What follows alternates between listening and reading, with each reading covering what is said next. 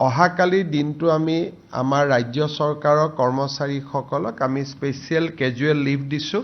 যিসকলৰ কোৱাৰ্টাৰৰ লগতে অফিচ তেওঁলোকে অফিচ কৰিব কিন্তু যিসকলে দূৰৰ পৰা আহিব লাগে তেওঁলোকে অফিচ কৰাৰ প্ৰয়োজন নাই কিন্তু যিসকলৰ কোৱাৰ্টাৰ আৰু অফিচ একে তেওঁলোকে ডেফিনেটলি অফিচ কৰিব আৰু যি দূৰৰ পৰা আহিব লাগে তেওঁলোকে অফিচ কৰাৰ প্ৰয়োজন নাই শনিবাৰে প্ৰাইভেট স্কুল নাথাকে কিন্তু গুৱাহাটী বিশেষকৈ কামৰূপ আৰু কামৰূপ মেট্ৰত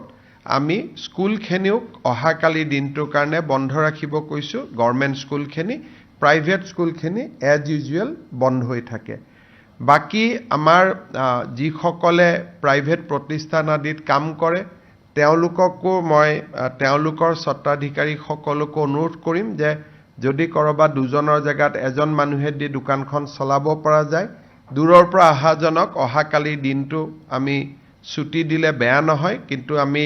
চৰকাৰৰ পৰা সেইটো অৰ্ডাৰ কৰিব খোজা নাই তেওঁলোকে নিজে ব্যৱস্থা ল'লে ভাল হ'ব